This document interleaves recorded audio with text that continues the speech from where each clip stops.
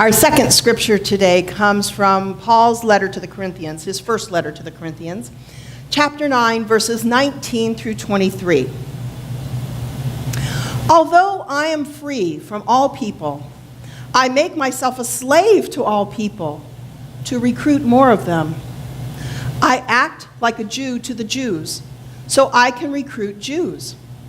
I act like I'm under the law for those to those under the law, so I can recruit those who are under the law, though I myself am not under the law.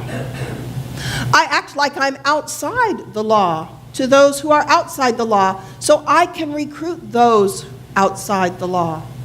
Although I'm not outside the law of God, but rather under the law of Christ. I act weak to the weak, so I can recruit the weak. I have become all things to all people, so I could save some by all possible means. All the things I do are for the sake of the gospel, so I can be a partner with it.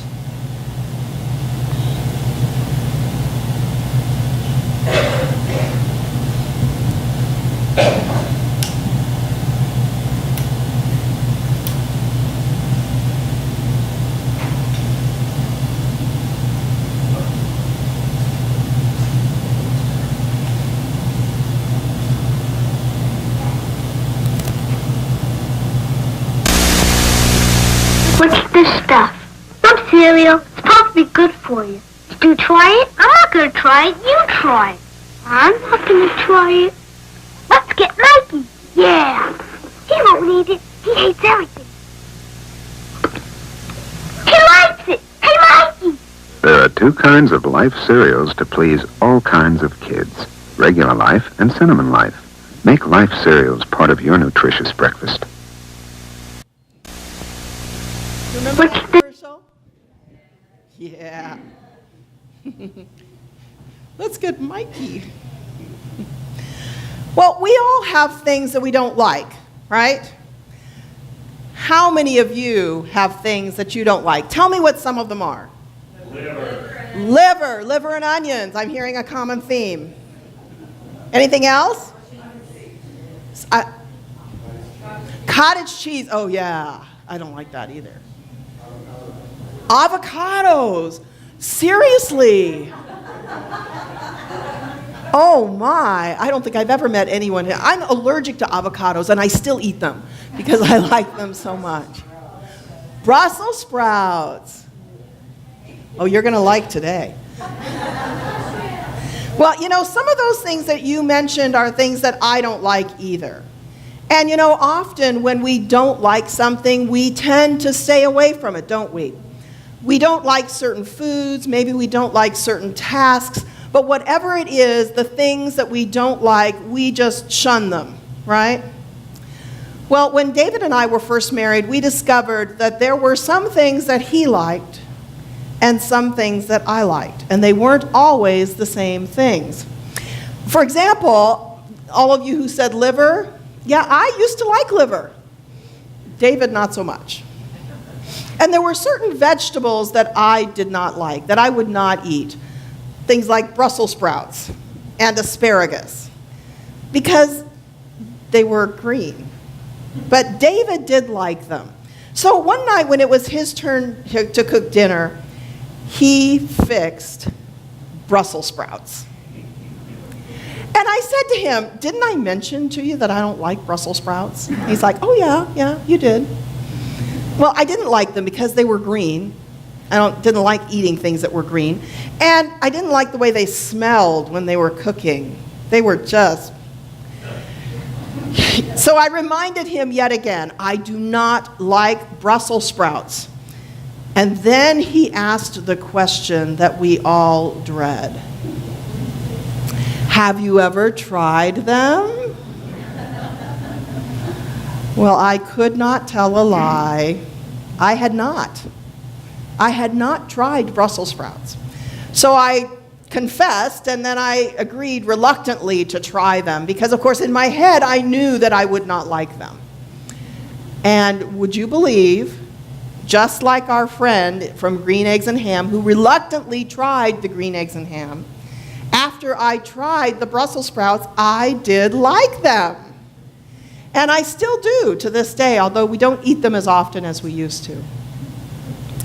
Well, I know that there are things that we don't like, but sometimes we have these preconceived notions about things that we don't like, right?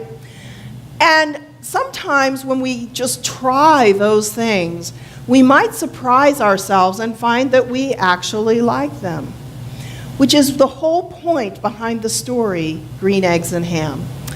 Sam I Am is that annoying little character, kind of like the Cat in the Hat that we talked about last week.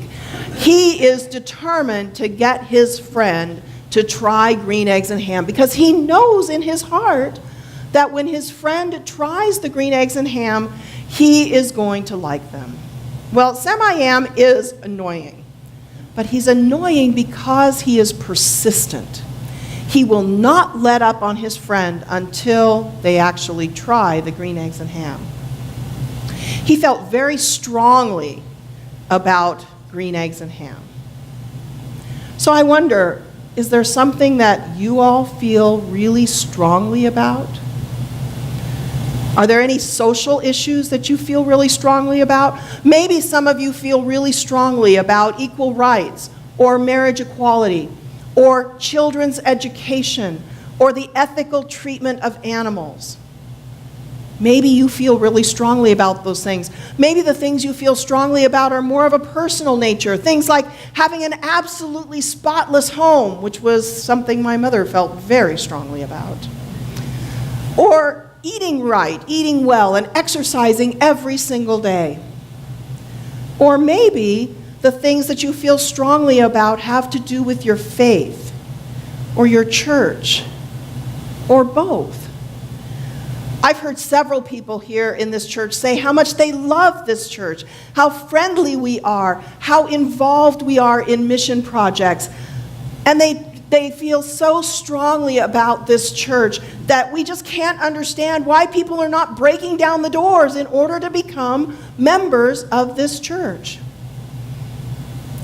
But when was the last time we put our money where our mouths are? And I don't mean that literally, I mean that figuratively.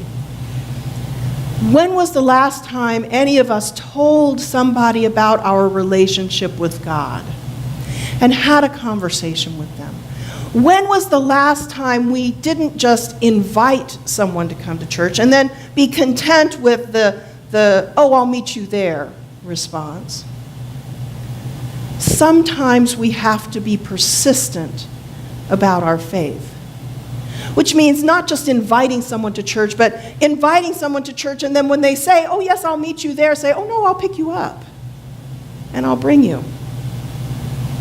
It's all about persistence.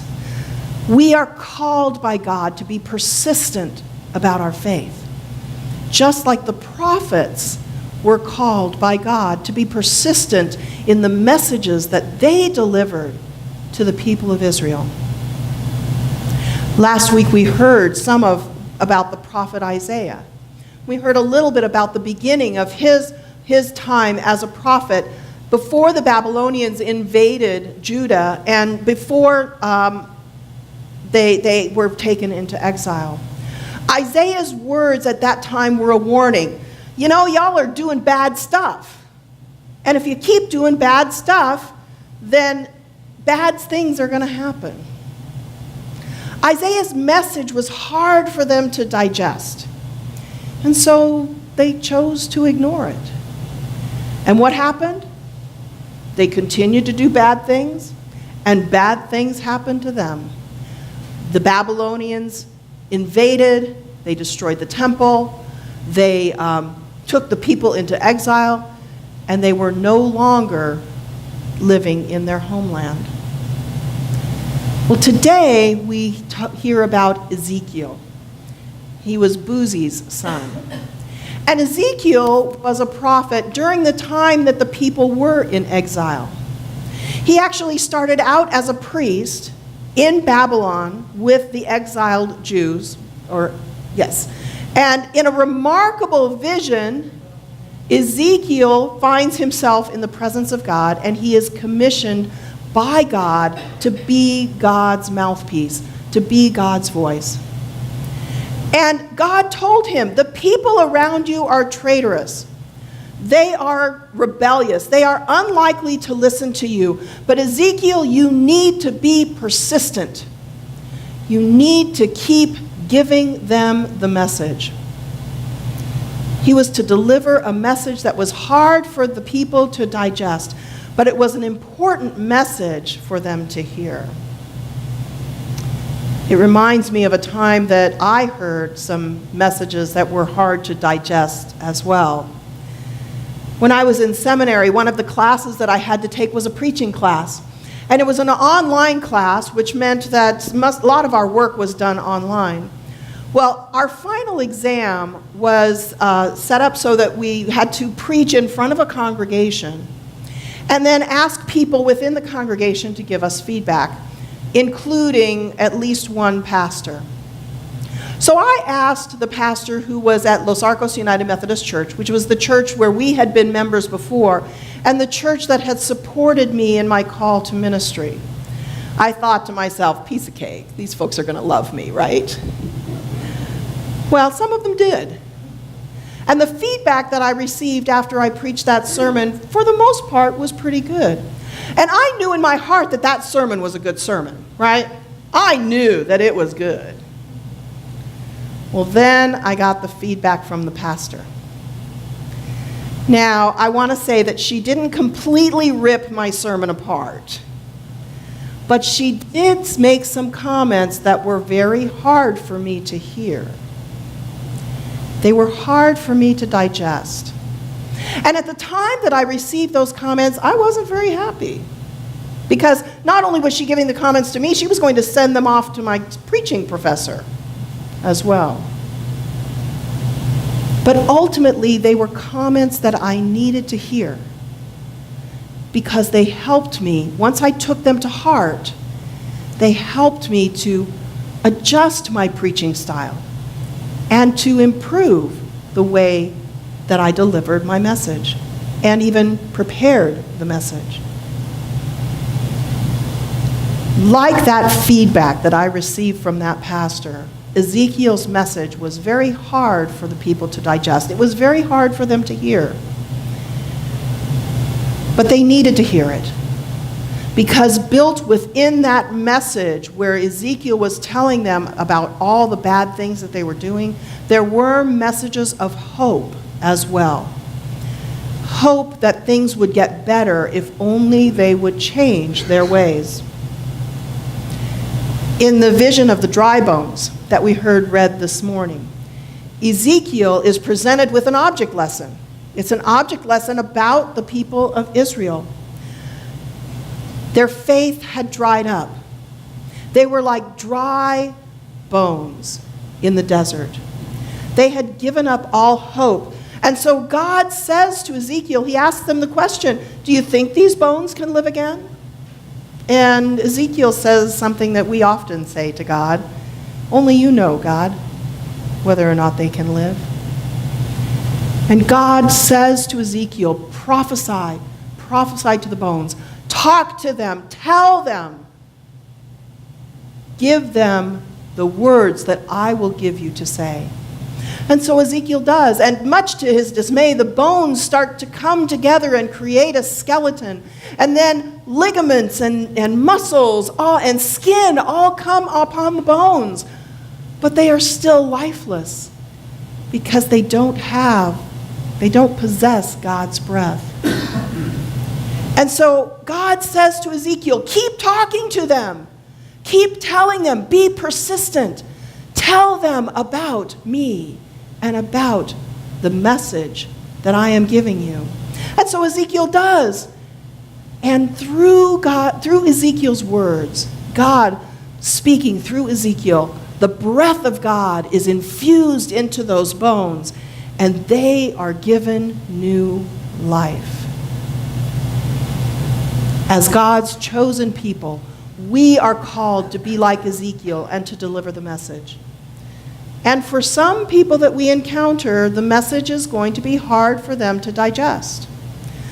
But it is also a message that is full of hope. We are called to be persistent in delivering that message. We are called by God to be persistent. We are charged by the United Methodist Church to transform our world by making disciples. And the best way we can do that is by going out into the world, just like the prophets, just like Jesus. The theological meaning behind the Dr. Seuss book, Green Eggs and Ham, is clear. We have a product that people need and want. A relationship with God and a relationship with Jesus. And it's a product that we know people will like, but we have to figure out a way to get them to try it. Just like Sam I Am. And if we can't get them to try it on a train, or in a boat, or here or there, or even in our church building, we have to take the message out to them. We have to be persistent about taking the message out into the community and out into the world. We cannot be content with hoping that new people will walk through those doors on Sunday morning. We cannot be content with that. We cannot say we want more families with children and not do anything to go out and get them. We have to be willing to get out into the world and help to transform the world by making new disciples, by being persistent about sharing our faith with those who are unchurched or those who are nominal Christians.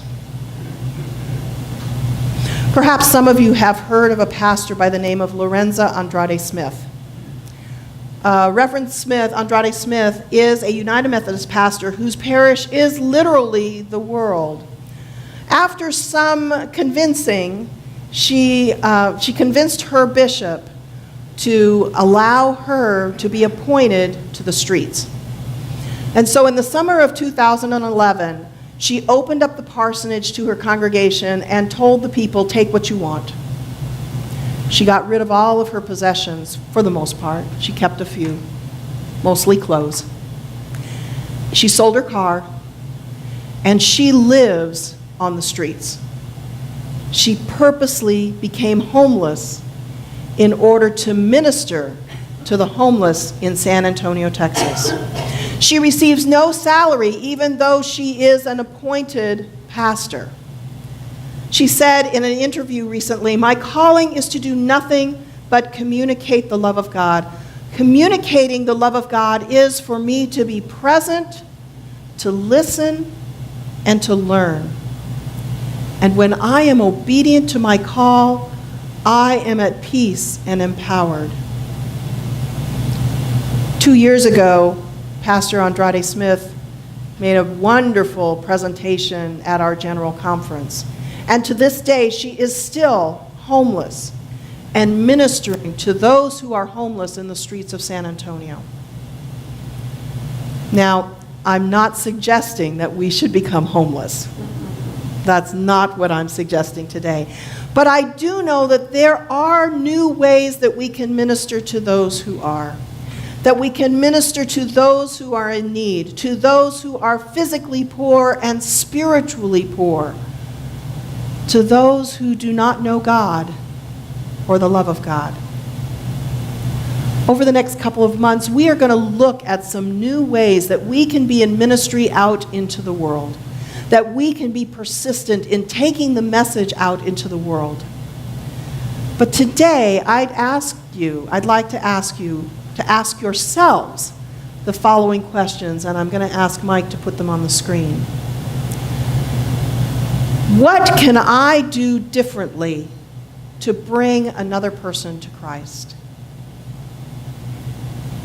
What can I do differently to bring another family into the life of this church? What can I do differently to offer hope to someone who has no hope? And what can I do differently to step out of my comfort zone to help someone else get closer to God? This morning, as we sing our song of response, Change My Heart, O God, I'd like you to think about those questions and to consider them. Will you join me in the song of response?